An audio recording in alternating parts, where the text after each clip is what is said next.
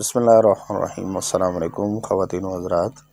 ہمارا جو آج کا موضوع ہے وہ صحابہ کی زندگی ہے، کیونکہ قرآن پاک میں ارشاد ہے کہ یا ایھا الذین آمنوا آمنوا، اے ایمان والو ایمان لاؤ، آمنوا کما آمن الناس، ایسا ایمان لے کے آؤ جیسے صحابہ لے کے آئے ہیں۔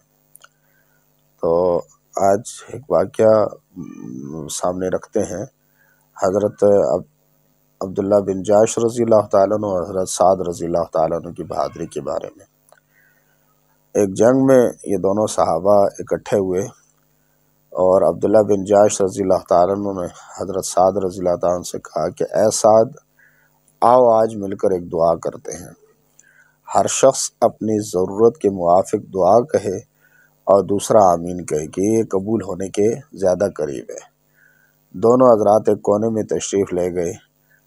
اول حضرت عبداللہ بن جاش رضی اللہ تعالیٰ عنہ نے دعا کی کہ یا اللہ، کل ایک بہادر سے میرا مقابلہ کروا جو کہ سخت حملہ آور ہو، وہ مجھ سے، میں اس پہ شدت سے حملہ کروں اور پھر وہ مجھ پر زوردار حملہ کرے، پھر وہ مجھے تیرے راستے میں قتل کر دے اور پھر میرے ناک کان کاٹ کے ایک دھاگے میں پرو لے، اور کل قیامت کے دن جب یا اللہ تو پوچھے کہ عبداللہ تیرے یہ ناک کان کیوں کاٹے گئے، میں کہوں کہ یا اللہ تیرے اور تیرے رسول صلی اللہ علیہ وسلم کے راستے میں کاٹے گئے۔ حضرت سعد رضی اللہ تعالیٰ نے آمین کہی۔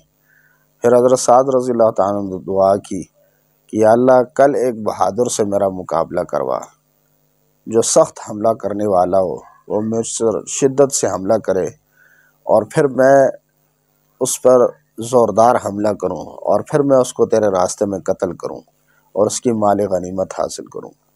حضرت عبداللہ بن جاش رضی اللہ تعالیٰ نے آمین کہی۔ حضرت سعد رضی اللہ تعالیٰ عنہ کہتے ہیں کہ کل کو جب میں نے دیکھا تو دونوں حضرات کی ویسی دعائیں قبولی تھی جیسے مانگی تھی۔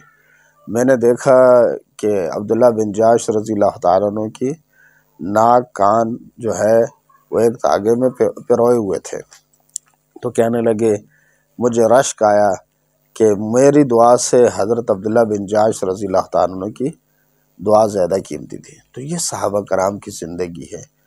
زندگی ان کو زندگی نظر نہیں آتی تھی، موت ان کو موت نظر نہیں آتی تھی۔ کوئی مسئلہ ہوا جی، ایک صحابی کو ایک کافر نے تیر مارا جی، نیزہ مارا اور ان کے کلیجے کے آر پار نکل گیا، تو اس نے کیا کہا، فزت واللہ، بے شک دوسری جگہ آتا ہے فزت ورب الکعبہ، کہ مجھے رب کعبہ کی قسم میں کامیاب ہو گیا۔ اس وقت تک وہ جو ہے مسلمان نہیں ہوئے تھے، تو انہوں نے لوگوں سے پوچھا کہ یہ کامیابی کیا تھی، میں نے خود نیزہ مارا ان کے آر پار نکل، یہ کہتے ہیں کہ فزت واللہ، کہ خدا کی قسم میں کامیاب ہو گیا۔ تو انہوں نے کہا کہ وہ کامیابی جنت کی کامیابی ہے، تو اس پر وہ مسلمان ہو گئے۔ تو ہمارے لیے بھی صحابہ کرام کی زندگی نمونہ ہے۔ جب اس چیز کو سامنے رکھیں گے، دنیا کی بڑی سی بڑے ظلم، دنیا سے بڑی سی بڑی بیماریاں، دنیا کی بڑی سی بڑی مصیبتیں ہمارے لیے ہلکی ہوں گی۔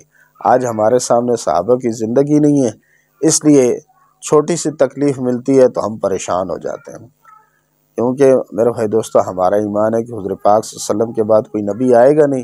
اللہ نے ختم نبوت کی برکت سے دین کی محنت ہر مسلمان کے ذمہ لگائی ہے۔ اب نبی نہیں آئے گا، محنت کون کرے گا؟ جس نے کلمہ پڑھا لا الہ الا اللہ محمد رسول اللہ، اس کے ذمہ ہے دین کی محنت کرنا ہمارا کام، ہدایت اللہ کے ہاتھ میں ہے۔ تو بھئی صحابہ کی زندگی کو ہم سامنے رکھیں تو ہمارے لیے زندگی گزارنا آسان ہوگا۔ اللہ پاک مجھ اور آپ کو عمل کرنے کی توفیق عطا فرمائے۔ وآخر دعوانا ان الحمد للہ رب العالمین۔